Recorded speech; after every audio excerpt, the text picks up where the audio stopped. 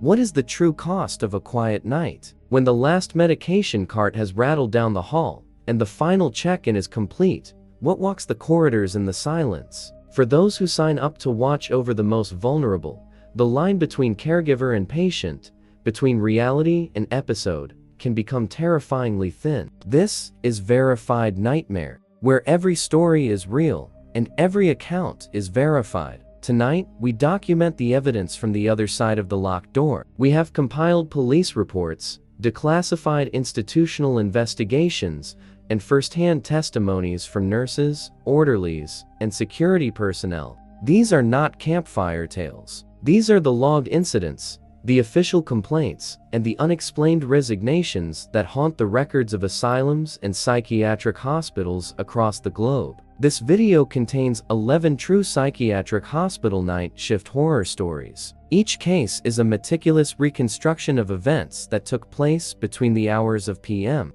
and AM, in facilities where sleep is a privilege and vigilance is a matter of survival. The accounts have been cross-referenced with multiple witnesses and, where they exist, official documents. We will begin with the story of a nurse in a now-shuttered Pennsylvania facility who discovered that her patient census was counting one more soul than the logbooks could explain. We will examine the security footage from a renowned institute in Oregon that captured a figure practicing therapy in an empty group room night after night. We will hear the 911 call from an orderly in Michigan, whispering that the violent patient in seclusion had been dead for 6 hours, but was still knocking on the door. The world of the night shift is one of shadows, routine, and profound isolation. It is a world where a sudden silence can be more alarming than a scream. Hit subscribe and tap the notification bell, because what you're about to hear will make you reconsider the meaning of a restless night and question what truly lies behind every quiet, observed door. Our first story comes from the Windermere County Behavioral Health Center,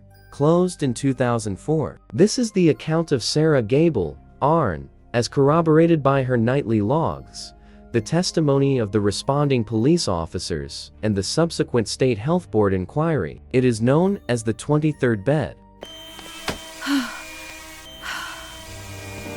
The 23rd bed. Sarah Gable was a 34-year-old registered nurse who valued order above all else. In the chaotic environment of the Windermere County Behavioral Health Center's long-term residential wing, her meticulous nature was both a professional asset and a personal shield. She had worked the night shift for 8 years, finding a strange peace in the rhythmic routine of medication passes, hourly checks, and the soft, sleeping sounds of her 22 patients. Her wing, Cedar Ward, was a locked, horseshoe-shaped corridor with 11 rooms on each side, each room housing 2 patients. Every door had a small, wire-reinforced window. Sarah knew every creak in the linoleum, every flicker of the overhead fluorescent tube lights, and the precise breathing pattern of each of her 22 charges. The incident began, as verified by her own handwritten logbook from that night, on October 17, 2003. It was 2:17 a.m. during her routine check. She moved silently down the corridor, her rubber-soled shoes squeaking faintly. Room 1.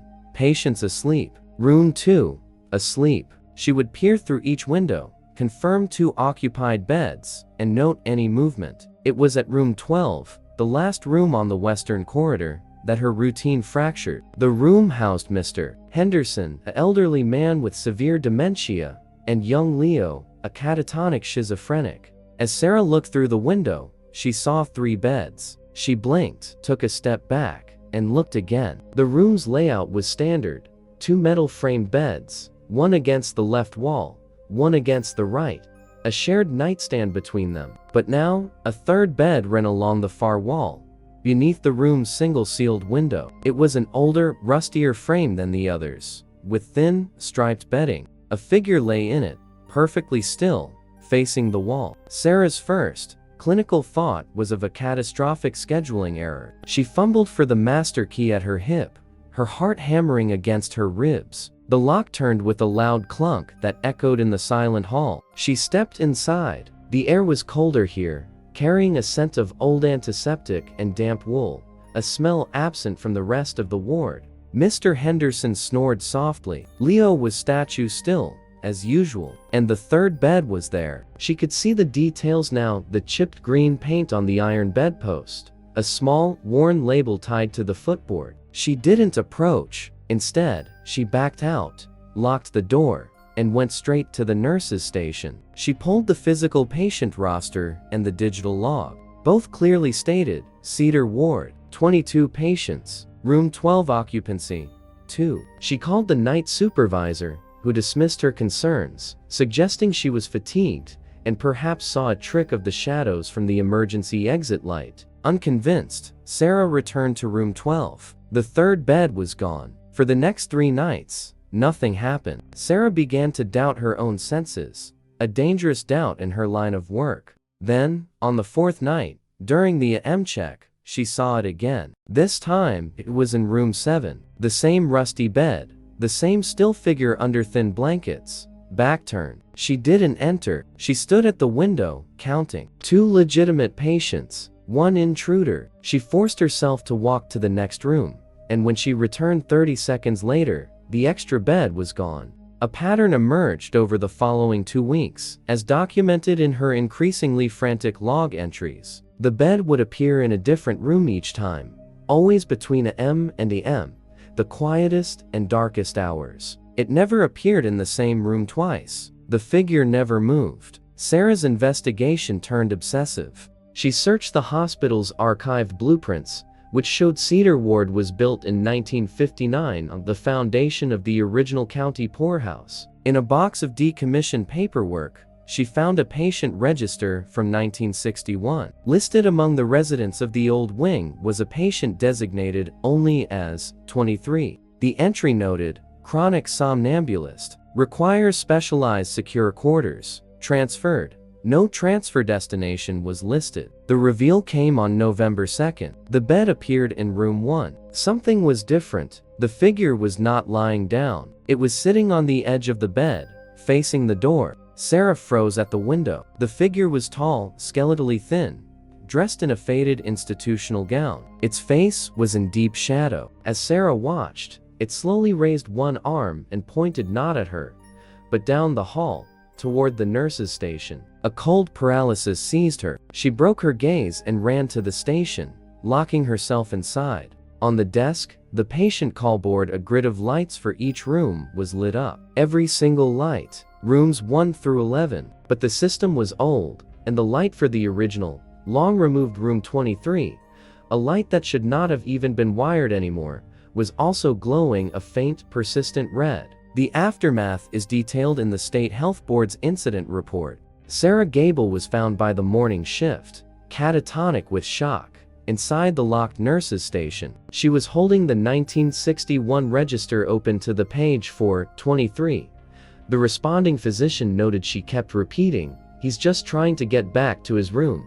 An internal investigation found no evidence of an intruder, no extra beds in storage, and declared the event a stress-induced hallucination. Sarah resigned and underwent psychiatric evaluation. The verification comes from 2 sources. First, the maintenance log for Cedar Ward shows that on November 3 all wiring for the obsolete patient call system was physically cut and removed. Second, and more chilling, the police report filed by Sarah's successor 6 months later. The new night nurse reported seeing a male patient in outdated attire walking the halls after hours, entering rooms that were not his own. When confronted, the figure would vanish around a corner. The report was closed as unfounded. Windermere County Behavioral Health Center was permanently closed the following year due to structural deficiencies and budget shortfalls. Sarah Gable has never worked in healthcare again. To this day, she refuses to discuss the events of that autumn,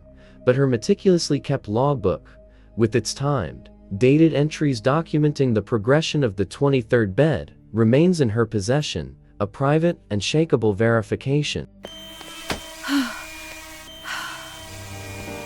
The somnambulist therapist. The Glenhaven Institute in Oregon was renowned for its progressive, compassionate approach to severe dissociative disorders. Its staff were the best in their field. Dr. Arise Thorne, a 29-year-old resident psychologist pulling double shifts to pay off his student loans, considered it a privilege to work there, even on the lonely overnight rotation. His task was simple: monitor the quiet observation wing, a secure, 10-room unit where patients in extreme states were placed for their own safety. Most slept under heavy sedation. The only sound was the consistent whisper of the climate control and the soft, digital beep of the centralized heart rate monitors at his desk. The incident began on the night of February 14th, according to the security footage timestamp and Dr. Thorne's own statement to the Institute's board. At 1:08 a.m., the motion-activated camera in the empty group therapy room B, located directly across the hall from his monitoring station, flicked on. On the feed, Dr. Thorne saw a man in a crisp, white doctor's coat sitting in the therapist's chair, facing a semicircle of empty chairs. The man's posture was perfect, his hands steepled in his lap. He appeared to be speaking. Dr. Thorne, assuming it was a colleague working late, walked to the room's door. The room was dark, the chair empty. The motion light had not been triggered by his approach. He checked the camera system log. It showed a continuous 42-second activation, but the feed he had just witnessed was not in the saved archive. He wrote it off as a system glitch and a trick of his tired eyes. 2 nights later, it happened again. At 1:08 a.m. precisely, the camera activated. This time, the man in the chair was turned slightly, as if listening to an unseen patient in the first chair to his right. Dr. Thorne rushed to the door. Again, the room was dark and empty. The real, physical motion sensor by the door had not registered a thing. Now deeply unsettled, he began a technical investigation. He reviewed all archived footage from that camera for the past month. He found 17 instances,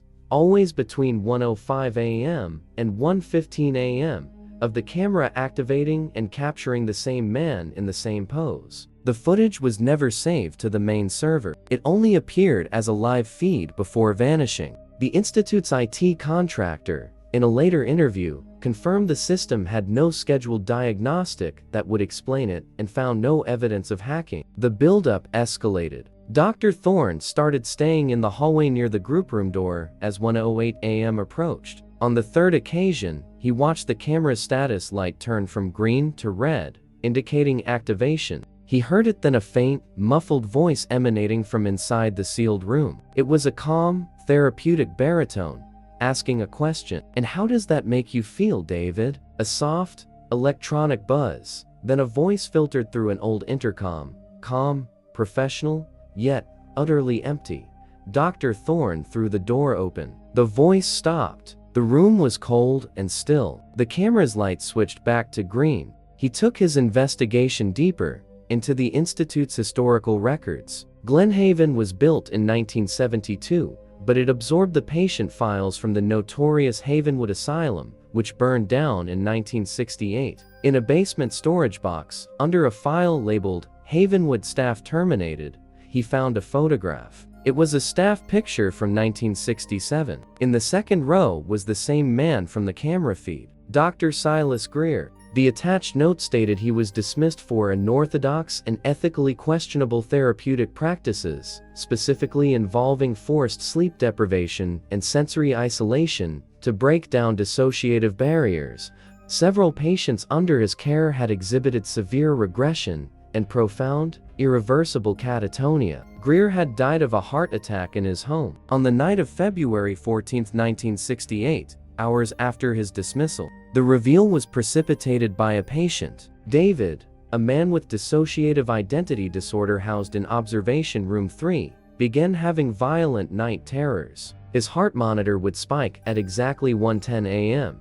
During a session, David told Dr. Thorne, in a terrified child's voice, "The bad doctor is making the other ones come out. He talks to them in the darkroom. He says it's time for their real therapy." David described Greer perfectly, down to the pattern of his tie knot, which matched the photograph. On the final night, Dr. Thorne set up a digital audio recorder outside group room B and aimed a secondary, handheld camera at the security monitor. At 1:08 a.m., the feed came alive. This time, the semicircle of chairs was no longer empty. Faint, translucent figures sat in them, silhouettes of men and women, heads bowed.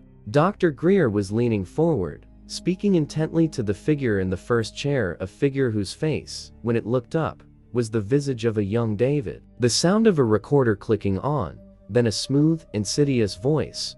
"Your pain is the lock," Greer's voice said from the recorder, clear as day. "And I have the key. Let's go deeper tonight." At that moment, every heart monitor on the observation wing flatlined simultaneously, sending a deafening, unified alarm through the nurses' station. Dr. Thorne sprinted to check on David. The man was found in a state of profound catatonia, unresponsive, a state from which he has never emerged. The aftermath is contained in the Institute's confidential internal review, sections of which were obtained by a state licensing inquiry. All equipment was examined. The heart monitors were found to be in perfect working order. The simultaneous failure was deemed an impossible anomaly.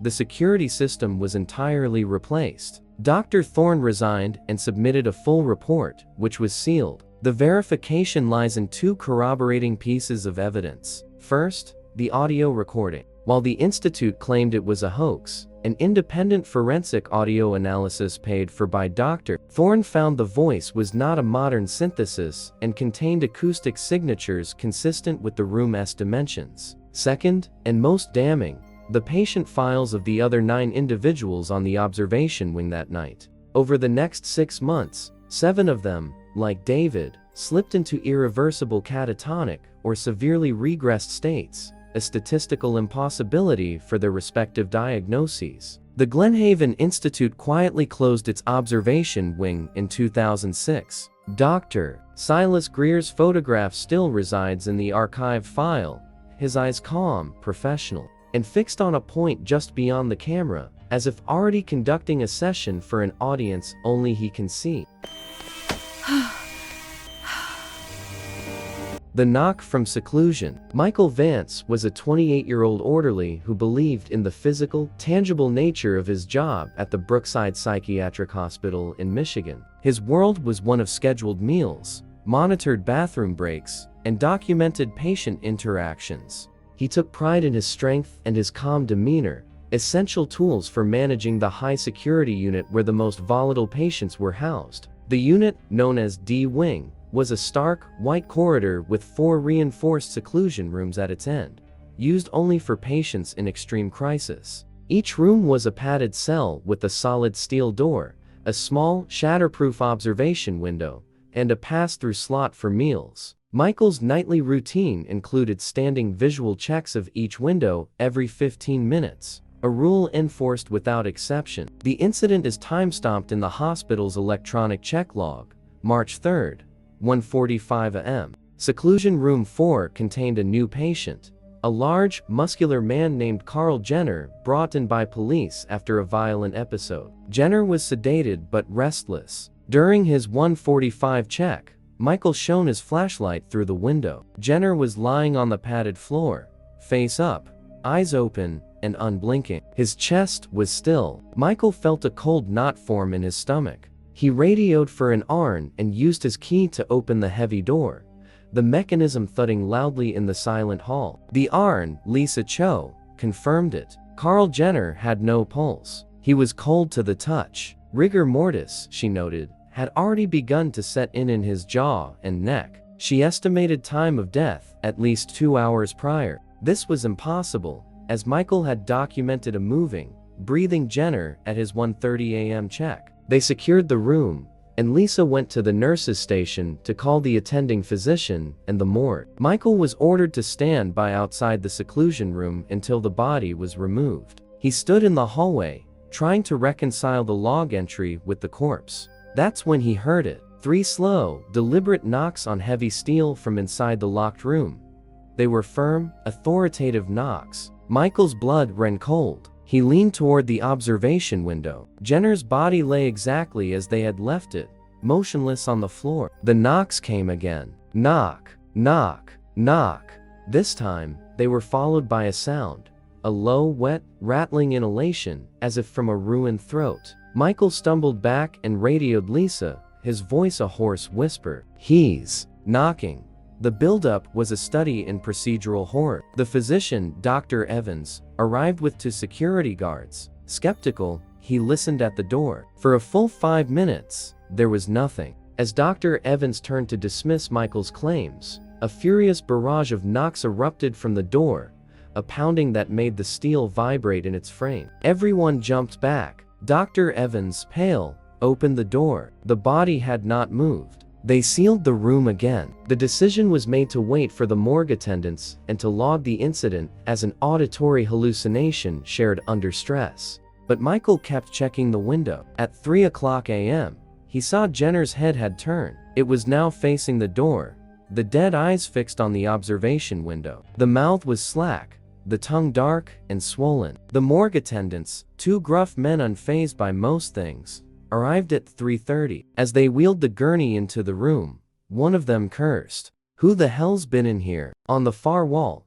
written in what appeared to be mucus or condensed breath, was a single word: stay. The reveal was captured, in part, on Michael's own analog wristwatch recorder, a device he used for verbal notes, which was later entered into evidence. After the body was removed and the room sanitized, an air of palpable dread hung over D Wing. At exactly 4:17 a.m., the knocking started again. It began in the now empty seclusion room 4. Then, it was answered by a knock from inside seclusion room 3, which was unoccupied. Then room 2. Then room 1. A slow, rhythmic call and response traveling down the hall towards the nurse's station. A sequence of heavy, metallic knocks, each from a different door, growing closer. On the audio, Michael's rapid breathing is heard, then Lisa's voice, trembling, saying, "It's in the walls. It's moving through the walls." The final knock came not from a seclusion room, but from the interior wall of the nurse's station itself, right behind where they were sitting. The aftermath is detailed in the hospital's incident report and the subsequent OSHA investigation. The entire night staff of D Wing resigned within the week. Michael Vance provided his audio recording and insisted on a polygraph, which he passed. The official report concluded that a combination of faulty plumbing sounds and shared psychological stress among staff led to the event. The stay on the wall was dismissed as a residue pattern from cleaning agents. The verification comes from 3 separate, cold sources. First, the Brookside Hospital's own maintenance work orders show that the following week, all 4 seclusion room doors were removed and their frames inspected for mechanical faults causing acoustic amplification. No faults were found. Second, the county coroner's report on Carl Jenner listed the official cause of death as a sudden cardiac event, but noted an unexplained, minor contusion on the knuckles of his right hand, consistent with recent impact against a hard surface. The coroner estimated the injury occurred approximately 1 hour after death. The third, and most chilling, piece of verification comes from the hospital's security gate log. At 4:19 a.m. on March 3rd, the magnetic lock on the main exterior door of D Wing cycled open and then closed again. No keycard was swiped. No alarm was triggered. The system simply registered a door opening to an empty hallway and closing again, as if someone, or something, had finally left. The Music Therapy Archive. Eleanor Shaw was a 52-year-old music therapist with a gentle soul and a pragmatic mind. She worked the overnight crisis shift at the Linewood Retreat, a private upscale facility in Connecticut known for treating anxiety and trauma disorders. Her role was to provide non-verbal solace when words failed. Her sanctuary was a small, soundproof therapy room stocked with simple instruments, a tuned oak kalimba, a set of Tibetan singing bowls, a hand drum. The room also housed an old, reel-to-reel tape player the previous director had left, a relic Eleanor found charming. She would often play pre-recorded, calming ambient tapes during sessions. The incident began subtly, as noted in her clinical notes from April. Patients undergoing overnight panic attacks would be brought to her room. After a successful session, as they grew calm, several would make an odd, offhand comment. "Who's the other therapist?" one woman asked. "The man on the tape. His voice is so soothing, but it goes right through me." Another patient, a veteran with PTSD, said, "That guided meditation on the reel. It's effective. But the part where he says, 'sink into the silence,' it sounds like he's saying something else right under it."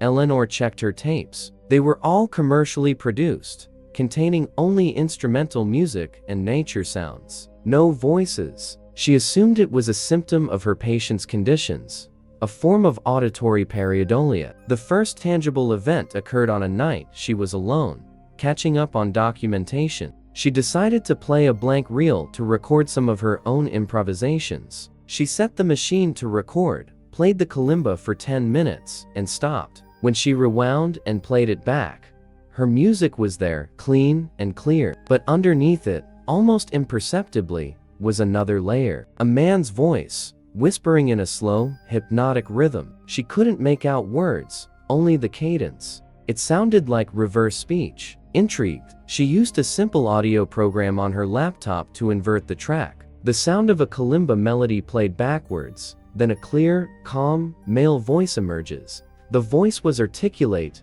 professional, and deeply unsettling. The barrier is not in the mind, it is the mind. We must dissolve the listener to hear the true sound. Begin the dissolution. Track 1. Assimilation. Eleanor's investigation became a private obsession. She began recording silence in the room at different hours. Every recording, no matter the time, contained the faint, embedded whisper. It was strongest between a M and a M. She discovered the reel-to-reel machine was a model used in the 1960s for experimental psychiatric music therapy. Researching the retreat's history, she learned the facility was founded in 1965 by Dr. Alistair Finch, a pioneer in audio-somatic conditioning, a discredited field that used subliminal sound to reprogram behavior. His methods were banned in the early 70s after patients exhibited severe personality fragmentation. The buildup turned invasive. Eleanor started hearing the whispers without the machine.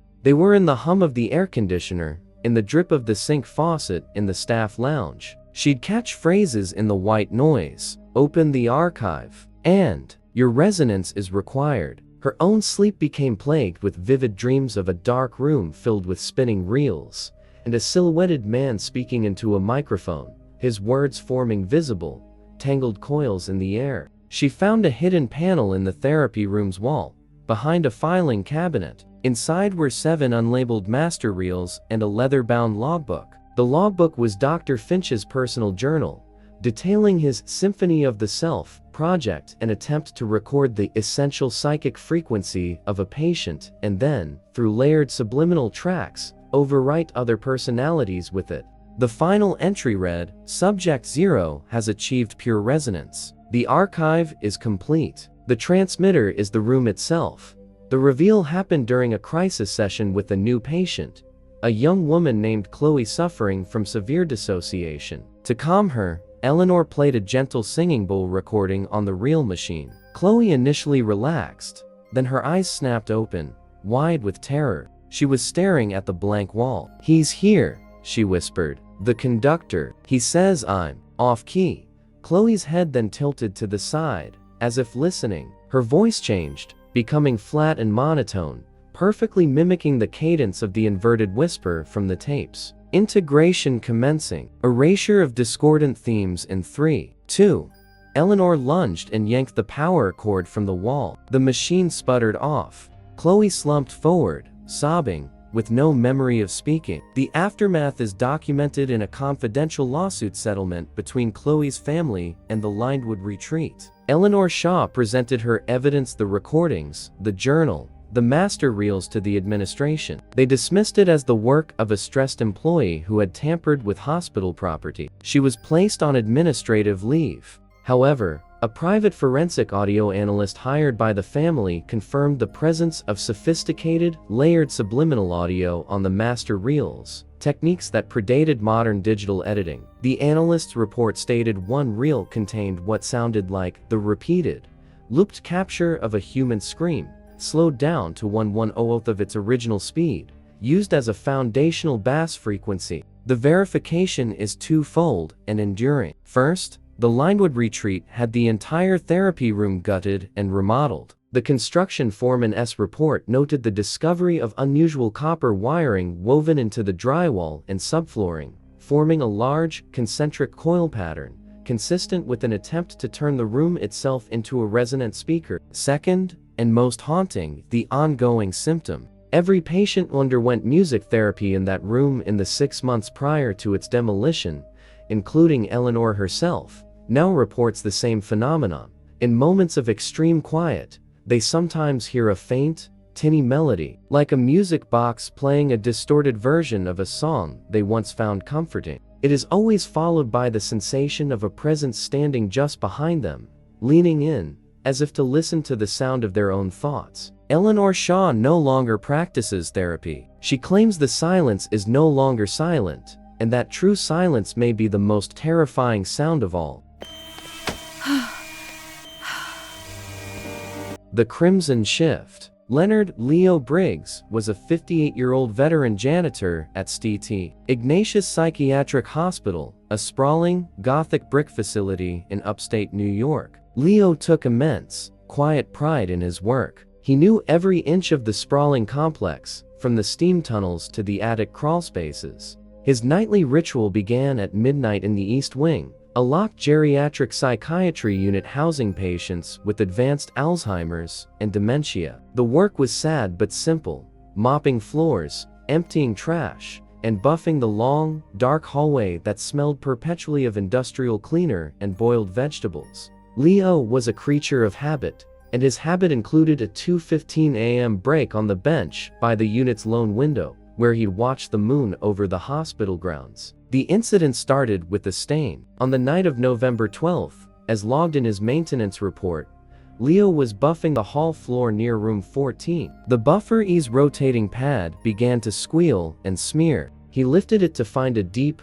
rust-red stain seeping from under the door of room 14, a patient room that had been empty and locked for over a week. It was sticky and coppery smelling. Assuming a plumbing leak, he called it in to the night engineer, who found no issues in the pipes running to that room. They cleaned it up. The next night, the stain was back, larger, originating from the same spot.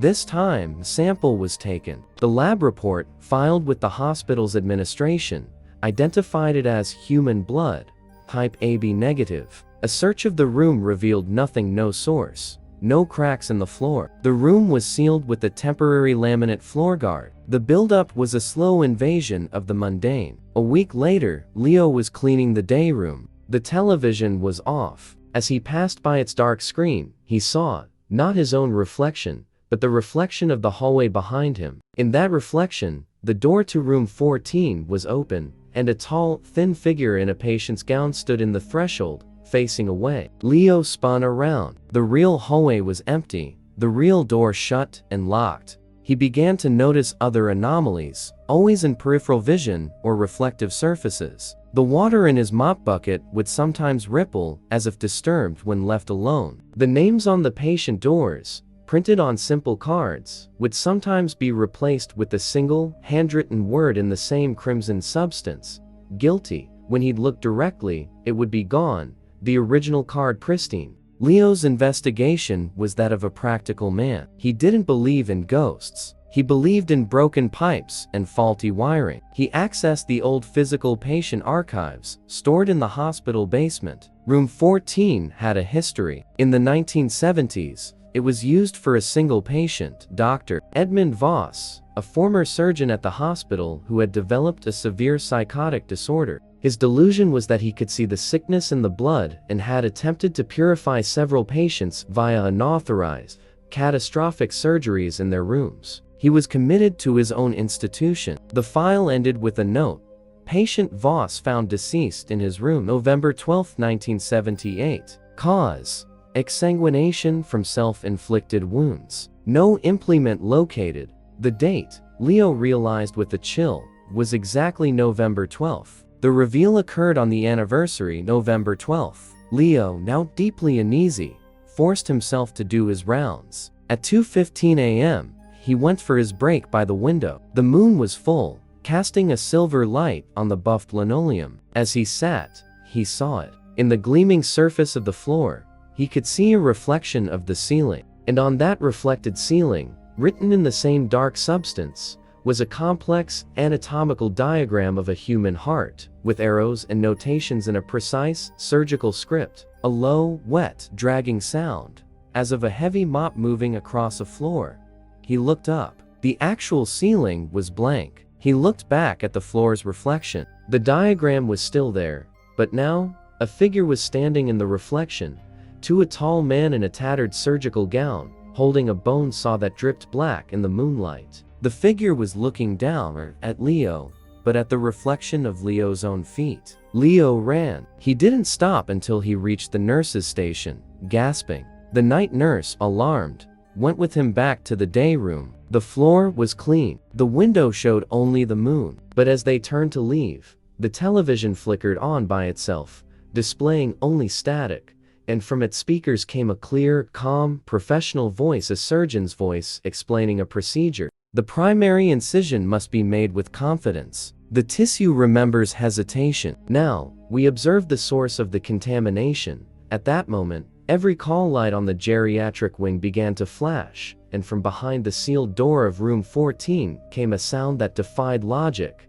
the distinct, rhythmic beep, beep, beep of a heart monitor, growing faster and faster before flatlining into a continuous, screaming tone. The aftermath is recorded in the hospital security log and the subsequent mass resignation of the East Wing night staff. Leo Briggs gave his statement and never returned. The official report blamed a sophisticated prank by a person or persons unknown, citing the discovery of a hidden speaker in the ceiling above room 14. The blood sample was dismissed as a hoax with planted animal blood. The verification, however, is more persistent. First, the hospital's own biomedical engineering department could find no source for the heart monitor sound. All devices were accounted for, and none were in room 14. Second, a subsequent deep cleaning of the East Wing air ducts, ordered after complaints of a persistent metallic smell, recovered a single, rusted surgical clamp of a model discontinued in the 1960s,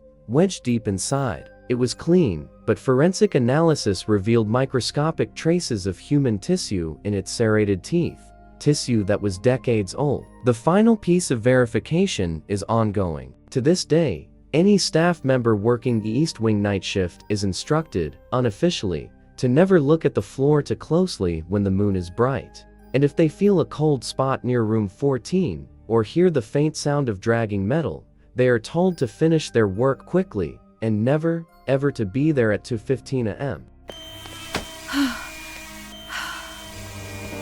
The Shared Dream Protocol. Dr. Anya Sharma was a 39-year-old sleep researcher and psychiatrist at the Cutting Edge Somnos Institute, a private research hospital in California. Her life's work was the study of traumatic nightmares. She was running a groundbreaking, ethically approved study, the Shared Dream Protocol. Using synchronized audio-visual stimulation and mild, guided hypnosis, she attempted to guide a group of 5 treatment-resistant PTSD patients into a shared, calming dreamscape, a peaceful forest, to provide a collective anchor against their individual terrors. The sessions were conducted overnight in a specialized, shielded lab room, with each patient in a comfortable recliner, vitals monitored, brainwaves tracked on a massive EEG array. The incident began not with an anomaly, but with a success. The third session, logged on the night of September 8th, showed remarkable EEG synchronization. All 5 patients entered REM sleep in unison. Their reported dreams the next morning were nearly identical. The forest, a stream, a specific moss-covered stone. Dr. Sharma was elated, but the head nurse, a pragmatic man named Ben, noted in his chart that all 5 patients, upon waking, asked the same odd question: who was the 6th sleeper? They described a silent, watchful figure standing just at the edge of the trees in the dream, a figure that hadn't been part of the program scenario. Dr. Sharma dismissed it as a shared archetype, but the following session, the EEG feeds showed a 6th, faint pattern superimposed on the 5. It was an impossible signal, not originating from any electrode. It appeared as a steady, slow theta wave, the pattern of deep trance, or profound catatonia. Simultaneously, the patient's heart rates elevated in sync. The next morning, their dream reports diverged horrifically. The forest was now gray, the trees bare, the stream ran with a thick, black fluid, and the 6th figure was closer, standing over the mossy stone, which was now described as an altar.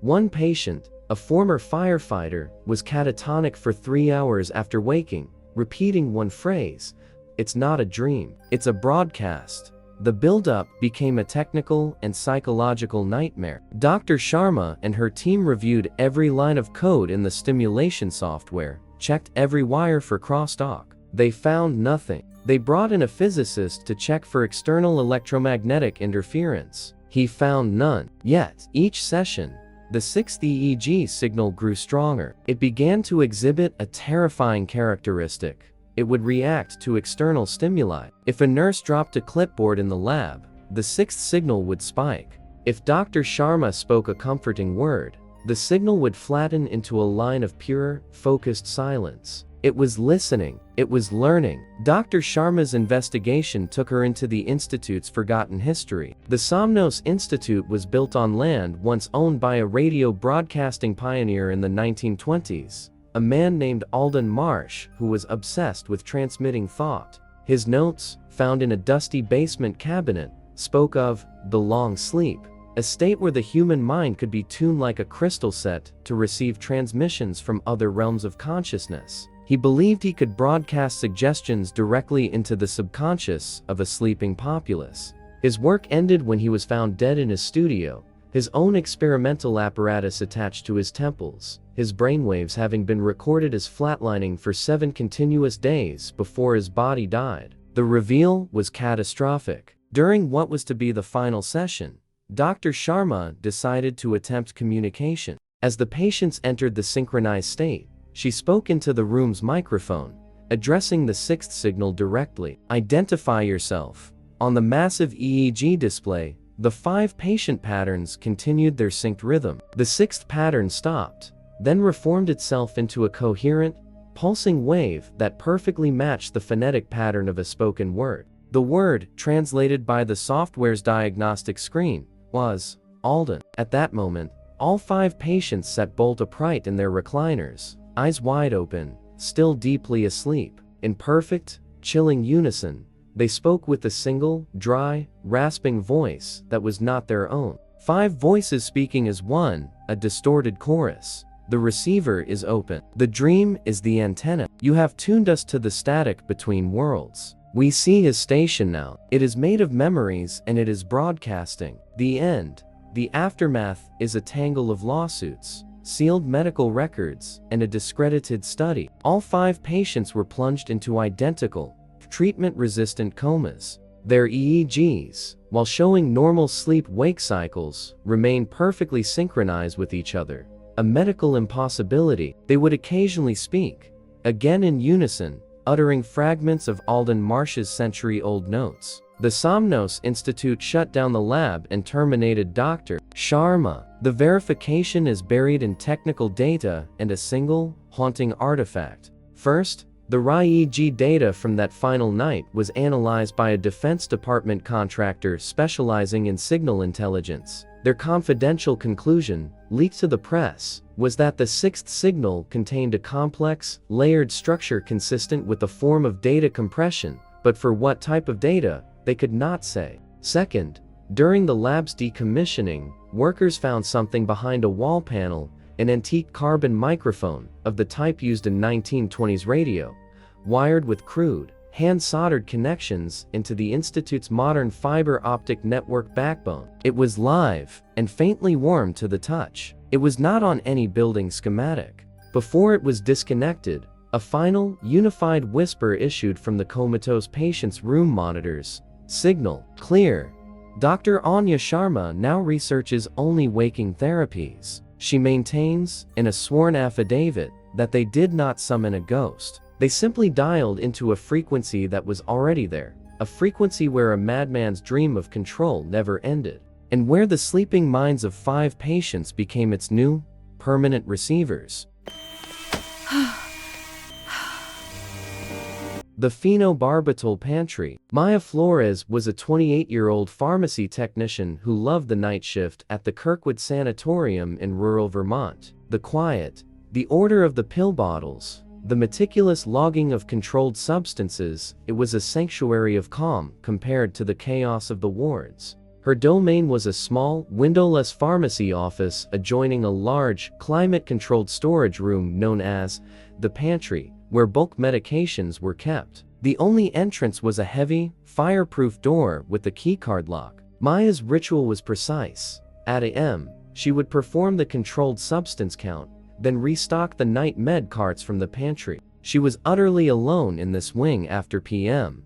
The incident began with an inventory discrepancy. It was a minor thing, noted in the digital log on October 5th. A bottle of phenobarbital, a powerful sedative, was short by 10 100 mg tablets. Maya assumed a counting error on her part. She recounted, checked the security camera feed for the pantry, which showed only static during the time period in question, and filed a variance report. The next night, it happened again. This time, it was liquid chlorpromazine, 50 milliliters missing from a sealed bottle. The security feed again was a blizzard of static. For the exact 2-minute window, the theft must have occurred. The pattern was unnervingly specific.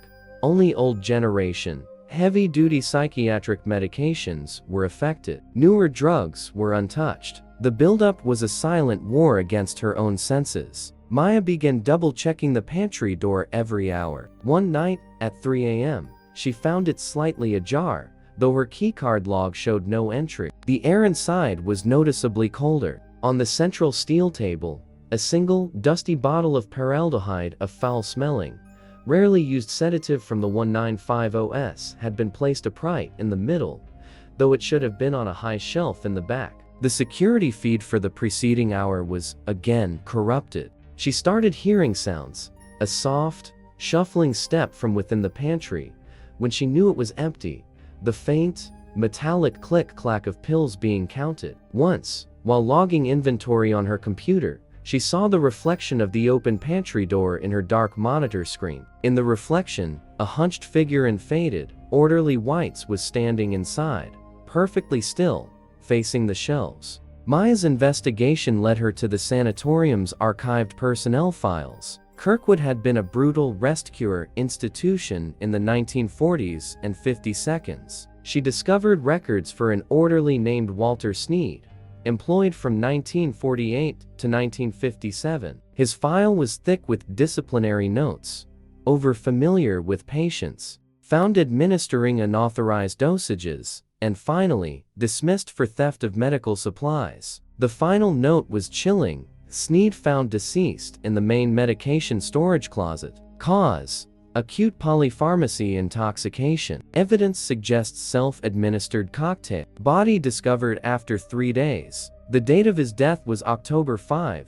1957. The reveal came on the anniversary of that death. Maya, determined to catch a flesh and blood thief, hid a personal voice-activated recorder on a shelf inside the pantry. She then performed her M count and left, locking the door. At 2 a.m., she watched the security monitor. The feed dissolved into static. Simultaneously, the electronic lock on the pantry door audibly clicked to the unlocked position. She heard the heavy door swing open. From her office, she could see into the dark opening. The shuffling steps began inside. She waited a full 5 minutes, heart pounding, then rushed to the doorway and flipped on the pantry light. The room was empty. The air was frigid and smelled sharply of paraldehyde and old sweat. On the steel table, her digital voice recorder sat. She played it back. The sound of shuffling feet, then the clatter of glass bottles, a wet, labored breathing, then a low, mumbled voice, reciting with ritualistic precision, phenobarbital, 100 milligrams. Chlorpromazine, 50, paraldehyde, 10 cc's. For the restless ones, for the loud ones, for the ones who look at me. Funny, there was a pause, the sound of a bottle being set down. The voice then dropped to a conspiratorial whisper, clear and directed, as if speaking right into the recorder. The new girl is quiet, a good one, but she watches. Does she need a treatment? Everyone needs their treatment. The aftermath involved the head of security and a full audit. Maya played the recording. The security chief, a skeptical former cop, examined the lock. Its internal log showed it had been electronically overridden at 2 hours 0 minute and 34 seconds AM by a keycard that did not exist in the system, a card with the number 00057101057, the last digits matching Sneed's dismissal and death date. The official report concluded that a sophisticated hacker with inside knowledge was attempting to steal drugs, though nothing was ever taken from the newer, more valuable stocks. The verification is locked in the mundane and the technical. First, a toxicology screen was run on all current staff, including Maya, as part of the investigation. All were clean. The drugs were never found, nor were they ever sold on the local black market, according to police reports. Second, the sanatorium's IT department, in a failed attempt to trace the phantom keycard, discovered an obsolete data line running from the main server room directly to the old, decommissioned asylum wing. The line was still drawing power, but its purpose was not on any schematic. When they finally cut it, the security feeds for the pharmacy wing stabilized permanently. But a final, unsettling detail remains. The night janitors now refuse to empty the trash in the pharmacy office after dark. They claim that every night, without fail, they find a single, crumpled medicine cup in the bin by the pantry door. It always smells faintly of bitter almonds and paraldehyde, and if you uncrumple it, the patient name field is always written in the same shaky, archaic hand. W. Sneed. The Mirror Census. Detective Francis Kelso, on mandatory administrative leave after a traumatic case, took a job as a night security guard at the recently closed Harlow State Asylum. It was a stopgap, a way to be alone with his thoughts while the internal affairs investigation ran its course. His post was the Central Administration Building, a dusty, cavernous lobby with a massive, marble-topped reception desk, and behind it, a wall of floor-to-ceiling mirrors that had once made the space look grand. Now, the mirrors were clouded with age and dust, reflecting only gloom. His sole duty was to walk the perimeter of the building every 2 hours, a simple, mindless task. The incident began with the reflection that didn't match. On his first night, during his AM round, Kelso passed the mirror wall. In the dim light of his flashlight, he saw his own tired face, and behind him, reflected in the depths of the mirror, he saw the silhouette of a person sitting in one of the waiting area chairs, head bowed. He spun, flashlight beam cutting across empty, dusty seats. He was alone. He chalked it up to stress and the play of shadows. The next night, it happened again. This time, the reflected figure was standing by a potted plant, long dead in its ceramic vase. A woman in a long, old-fashioned dress. He turned. Nothing. He began to pay closer attention to the mirror during his rounds. The reflections were not of the present, but of the past. He saw glimpses of a busy lobby, nurses hurrying, orderlies wheeling patients, a man in a suit reading a newspaper. The scenes were silent, blurry, and lasted only as long as he kept his light pointed directly at the glass. The buildup was a gradual, silent invasion. The reflected scenes grew more vivid and lingered longer. He saw a doctor arguing with a family. He saw a child crying in a corner. The figures never interacted with his reflection. They inhabited a separate reality within the mirror. Kelso, trained in observation, began to document it. He noted times, positions, descriptions. He realized the scenes were not random. They were looping. The same events played out in the same order, like a recorded day at the asylum. The day always ended with the lobby emptying, the lights going out one by one in the reflection, and then a single, final figure, a tall orderly, walking to the mirror wall and staring out, as if looking directly at Kelso, before the scene reset. His investigation blended police work with surreal horror. He researched the asylum's history. Harlow State was notorious for patient neglect and a fire in 1972 that killed 47 souls. The lobby had been refurbished after the fire. The mirror wall was installed. In 1955, he found a microfiche of a local newspaper article from the asylum's heyday, featuring a photo of the gleaming new lobby. In the background of the photo, he could make out the blurry faces of patients and staff. One face, a tall orderly with a severe part in his hair, matched the final figure in the looping reflection. The reveal occurred when Kelso broke protocol. He needed to see if it was a projection, a trick of the light. During his round, he didn't just look at the mirror, he approached it, placing his flashlight on the marble desk to illuminate the whole wall. He stood directly before his own reflection, and he watched. The silent, bustling lobby scene played out. Then, as the reflected day ended and the lights began to go out, something changed. The tall, orderly figure did not walk to the mirror and stare. This time, he walked to the mirror, reached out, and placed his palm against the glass from the other side. In Kelso's reality, a perfect, greasy handprint appeared on the clouded surface of the mirror, 10 feet away from where he stood. The sound of glass squeaking under pressure. Then, the orderly's reflected eyes locked onto Kelso's. His lips moved, soundlessly forming words. A chill colder than the empty building seeped into Kelso's bones. He lip-read the phrase, "Final census." At that moment, every reflected figure in the mirror, nurses, patients, doctors, the crying child, stopped what they were doing. As one, they turned their heads and looked directly at Francis Kelso. Their faces were blank, expectant. The orderly gestured with his free hand, a sweeping motion that seemed to say, "Well, count us." The aftermath is contained in Kelso's official statement to the private security firm and his subsequent psychological evaluation. He fled the building and called his supervisor from the parking lot, refusing to re-enter. The official explanation was a combination of carbon monoxide poisoning and pre-existing PTSD, though a detector check found no leaks. The verification, however, is physical and persistent. First, the handprint on the mirror. It could not be cleaned off by the cleaning crew the next day. It faded over a week, but would reappear, fainter, every few nights, always in the same spot. Second, and most critically, Kelso's notes. He had, as a detective, subconsciously been counting the figures in each scene. His final tally of distinct individuals in the looping reflection was 47, the exact number of victims who died in the Harlow State Fire of 1972. The fire, according to the official report, started in the basement, directly behind the wall where the mirror was mounted. The security firm terminated its contract with the asylum's owners. Francis Kelso never returned to police work. He claims the worst part wasn't the handprint or the staring faces. It was the look in the orderly's eyes in that final moment. It wasn't malice. It was the weary, bureaucratic impatience of a low-level official, forever waiting for someone to finally, officially, account for the missing.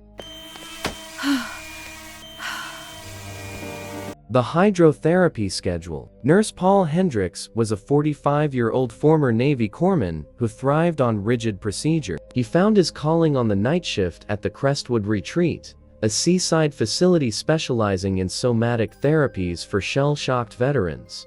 His primary duty was overseeing the hydrotherapy wing, a tiled, echo-filled chamber containing 6 individual porcelain immersion tubs, used for calming agitated patients. The protocol was strict.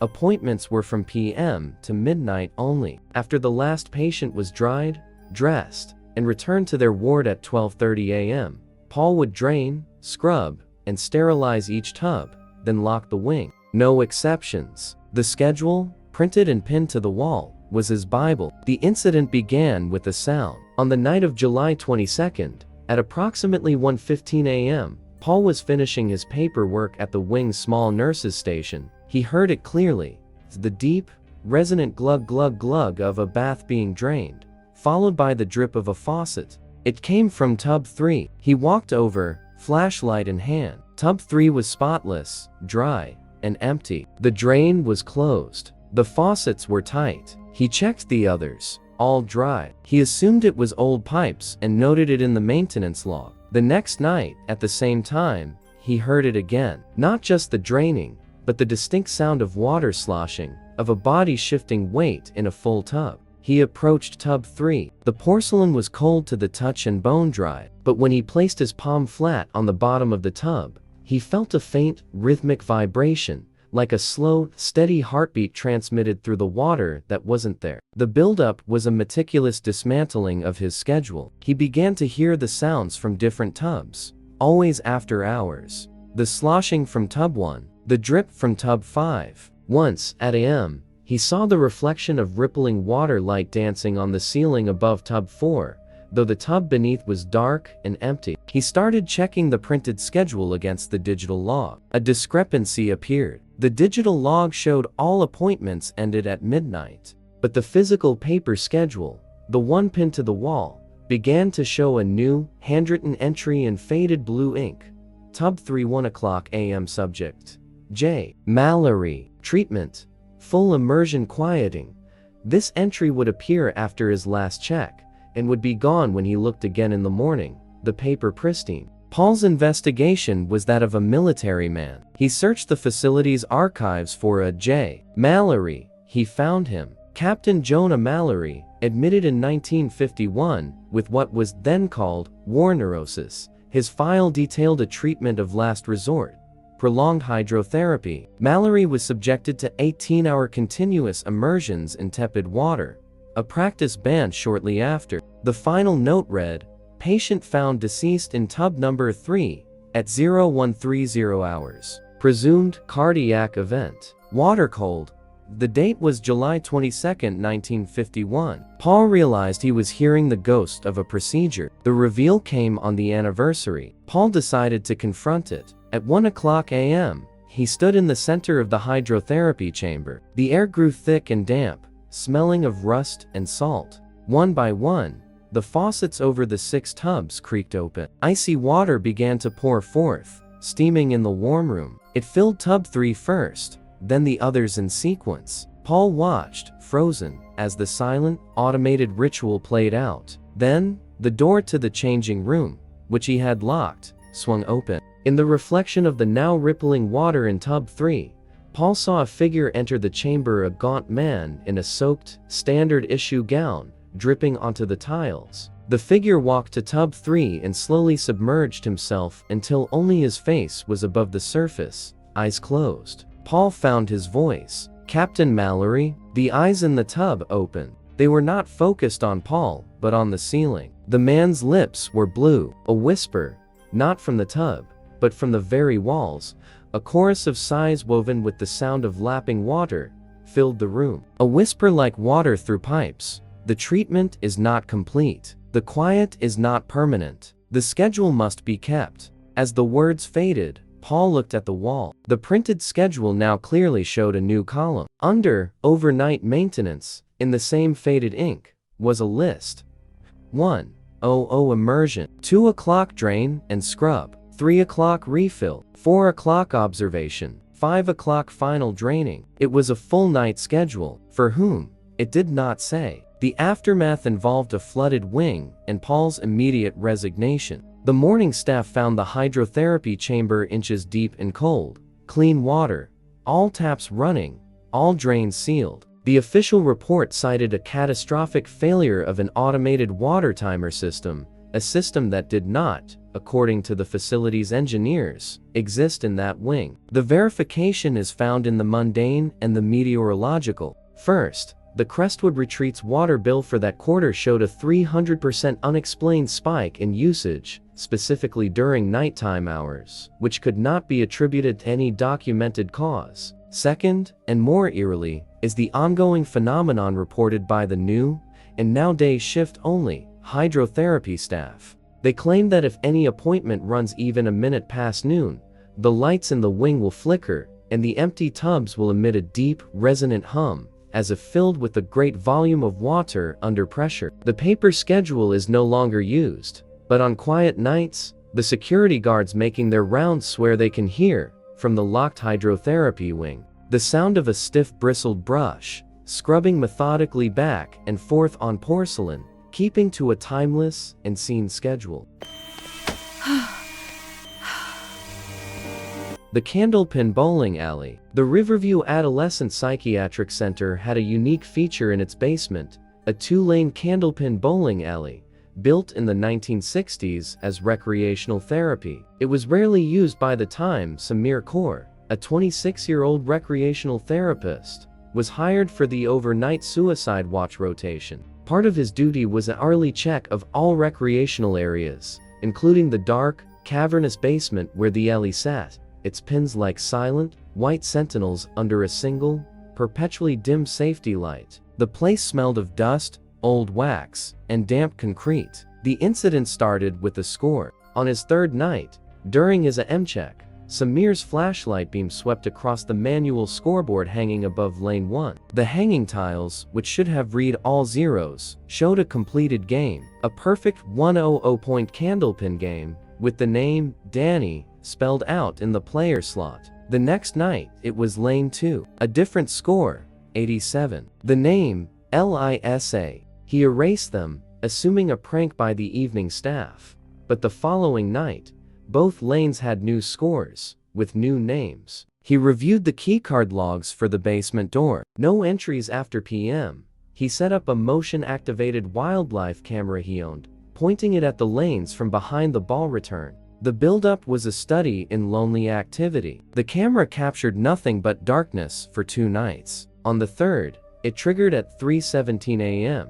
The footage, time-stamped and later analyzed, showed the lanes dark. Then, the pin-setting mechanisms at the far end clunked to life, by themselves, resetting fresh pins. A moment later, a single, spectral bowling ball translucent and glowing faintly appeared at the foul line of lane 1. It rolled silently down the alley, striking the pins with the sound like distant, hollow wood chops. The pins fell. The mechanism reset. The ball reappeared and rolled again. The camera captured 10 frames per second, and in each frame, the ball was a faint blur, but the pins fell with physical realism. After the 10th frame, the manual scoreboard tiles flipped and clacked by themselves, updating a perfect score for Mark. Samir's investigation led him to the center's tragic history. In 1974, a group therapy session for troubled teens had used the bowling alley as a reward. 5 adolescents, Danny, Lisa, Mark, Chloe, and Ben, had been granted extra unsupervised time as a privilege. A faulty furnace in the adjacent boiler room leaked carbon monoxide. All 5 were found the next morning lifeless where they had fallen, amid their final game. The alley was closed for a decade. The reveal happened when Samir, driven by a morbid compassion, decided to participate. One night, he didn't just watch. He went to the ball rack, selected a real, heavy ball, and stood at the foul line of lane 1. The air grew cold. The safety light brightened, then dimmed, casting long shadows. The pin setter on lane 2 clunked, resetting pins. Samir took a breath and rolled his ball. It thundered down the lane, striking the pins with a crash that echoed. As his ball returned, he saw another ball, translucent and silent, materialize and roll down lane 2 in perfect parallel with his. Its pins fell in sync with his. He bowled a second frame. Again, the ghostly ball mirrored him on the other lane. He was not alone. He was playing with someone, or rather, they were playing with him. He finished his game. The scoreboard for lane 1 updated with his modest score. Then, the tiles for lane 2 flipped and clacked. A score of 92 appeared under the name, Ben. Below that, a new line of tiles spelled out a message, not a name, our turn. At that moment, the wildlife camera, still running, captured the final image. In the low light, 5 faint, shimmering outlines sat on the bench behind the ball return, their faces indistinct, but all turned toward the lanes. And standing at the foul line of lane 1, ready to take his turn, was the clear, translucent figure of a teenage boy, looking over his shoulder directly at Samir with a faint, expectant smile. The aftermath involved Samir submitting his footage and a report to the center's administration. He was placed on leave for creating an unorthodox and potentially disturbing therapeutic environment. The official line was that the footage was an elaborate hoax. The verification is locked in the digital data, and a simple, repeated request. A forensic analysis of the video file, conducted by a skeptical tech journalist, confirmed it was a single, continuous take with no evidence of digital editing. The timestamps matched the center's own security system logs, which showed Samir entering and leaving the basement, but no one else. Furthermore, the specific model of pin-setting machine in the footage had been decommissioned in 1980 and could not be operated without manual power-up, which Samir did not do. The final, ongoing verification is this: The basement is now permanently locked after p.m. But the head of security admits that on the annual anniversary of the 1974 tragedy, the motion sensors in the basement hallway will trigger repeatedly between a m and a m, tracing a path from the sealed boiler room door to the bowling alley entrance. And if you listen at the sealed door, you can hear the soft rumble of balls, the clatter of pins, and the faint, echoing sound of teenage laughter, forever enjoying their extra game. The final check. Dr. Evelyn Reed was a 60-year-old consulting psychiatrist who specialized in forensic evaluations. She was semi-retired, but accepted one last contract to perform an independent review of patient charts at the massive, decrepit Blackwater Asylum before its impending demolition. Her task was clinical, historical, to identify any past cases of note for academic purposes. She worked alone, in the former chief administrator's office on the top floor, surrounded by cardboard boxes of files from the 1940s to the 1980s. The night security guard, a retired man named Ray, would unlock the main door for her at p.m. and lock her in for her own safety, returning at a m to let her out. The building was a tomb of peeling paint and echoing halls, its power reduced to a single circuit for her office lamp and space heater. The incident began with the consistent clerical error. As Dr. Reed worked her way through the files, she kept finding a patient referred to in case notes, but with no dedicated file. The name was Subject A, or, in later years, the resident. Notes from different doctors, spanning decades, mentioned this patient in passing. Subject A was agitated during group, or the resident's corridor was quiet tonight, but no admission record, no diagnosis, no discharge papers. It was as if the asylum's central, most enduring patient was a bureaucratic ghost. Her professional curiosity was piqued. She started a separate log, cross-referencing every mention. The buildup was a quiet inversion of reality. One night, she heard the distinct sound of a medicine cart's wheels squeaking down the hallway outside the office. The sound would approach, then fade. The asylum had been empty of patients for 15 years. She mentioned it to Ray the next morning. He paled and told her, "That's the old night nurses round. Some of the guys hear it. Don't follow it." She dismissed it as superstition. Then, she found a logbook from the 1970s, detailing nightly patient checks. In the margin of every page, in red ink, was a small, neat checkmark beside room 313. The notes for room 313 simply read, "The resident, resting."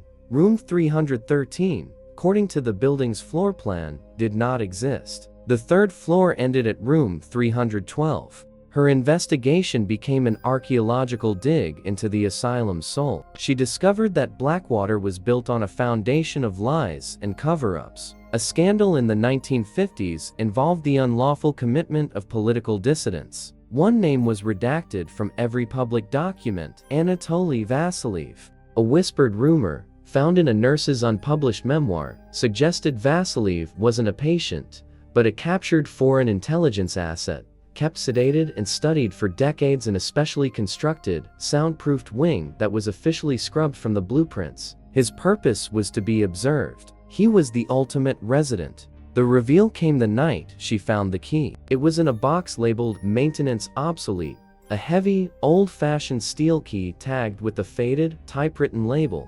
313 Observation.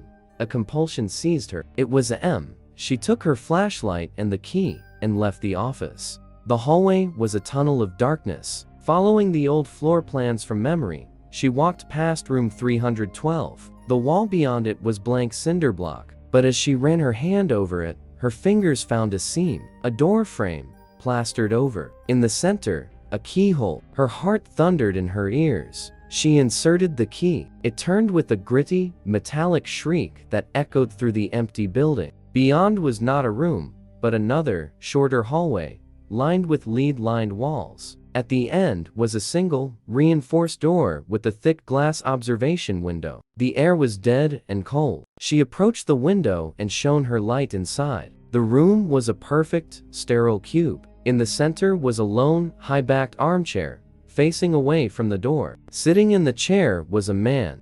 He was impeccably dressed in a suit from the 1950s, clean and pressed. His silver hair was neatly combed. He was utterly still. Dr. Reed's light trembled across the scene. This was no ghost. This was a preserved corpse, a grotesque museum piece. Then, the figure's head tilted back, just an inch. A dry, papery voice filled the hall, coming from hidden speakers in the ceiling, its tone one of weary, ancient courtesy. "You are late for the final check, Doctor. I have been waiting." Dr. Reed stumbled back. The voice continued, calm, conversational. "The parameters of my residency have been clearly defined. Observation without interaction. You have broken the protocol. Now, an evaluation must be made." Behind her, in the main hallway, the squeaking of the medicine cart began again, moving faster now, accompanied by the brisk, clicking footsteps of several orderlies. The aftermath was a masterclass in institutional silence. Ray found Dr. Evelyn Reed at EM,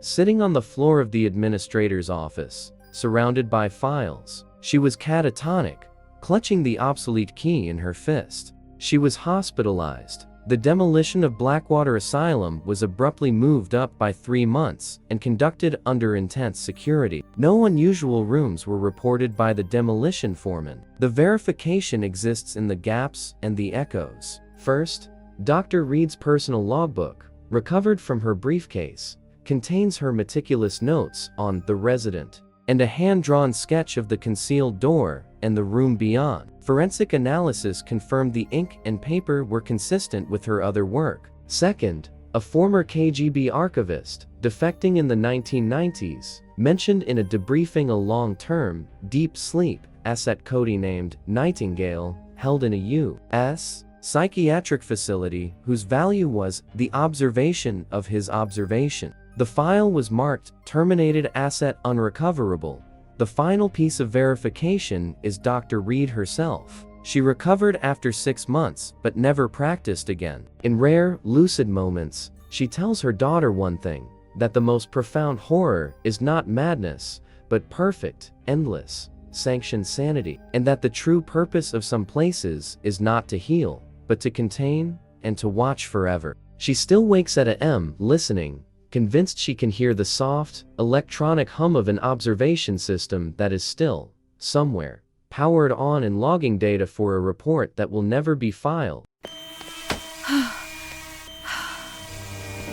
We have walked 11 corridors of the night shift, from the bureaucratic phantom of the 23rd bed to the silent, watching intelligence of the final check. We have witnessed horrors, not of monsters, but of systems of protocols twisted, of therapies corrupted, of observation becoming a form of eternal imprisonment. The common thread in every verified account is not mere superstition. It is the consequence of environments where human suffering is the baseline, where silence is a commodity, and where the line between caregiver and subject can blur into something unspeakable. These stories were not born in the screams of patients, but in the quiet moments after the screams faded. In the misplaced file, the unlogged medication, the empty room that should have stayed empty, the scheduled treatment that never ended. They are tragedies of resonance, the unquiet memories of places that absorbed too much pain, too much fear, and too many secrets, and which now replay them on a loop for anyone working the lonely hours. The bowling alley forever echoes with the final game of reward turned to poison. The hydrotherapy tub refills for a treatment that killed the patient. The shared dream protocol, tuned not to healing, but to a signal of control from beyond the grave. These are not hauntings in the traditional sense. They are institutional echoes, verified scars on the fabric of reality left by sustained, profound human trauma. The evidence suggests a terrifying principle.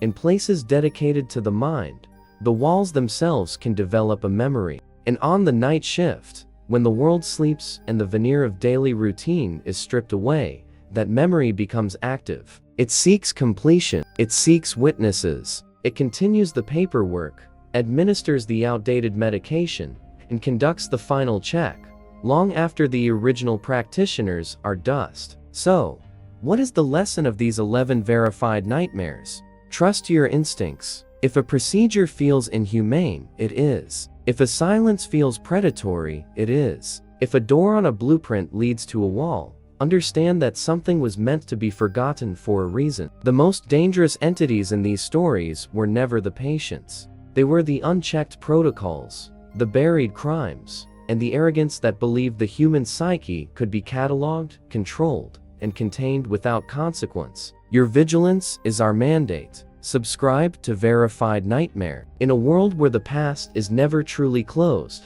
and where the official record is often a carefully crafted fiction, staying informed is not just about curiosity. It is about awareness. It is about understanding the weight of the spaces we occupy and the histories we inherit. Hit that subscribe button and tap the bell. You won't just be notified of our next video. You'll be joining a community dedicated to uncovering the truth, no matter how dark the corridor. If this documentary has resonated with you, like this video. It helps our channel grow, and it signals to the algorithm that there are others seeking this brand of verified, deeply researched truth. And we want to hear from you. Do you have a story from the night shift? Not a ghost story, but an account of something unexplained, something that followed the rules of a reality you no longer recognize? Comment below. Every credible lead is pursued. Every account is investigated. Your experience could be the key to verifying our next nightmare, because the work of the night shift never truly ends. The lights are always on somewhere. The checks are always being made.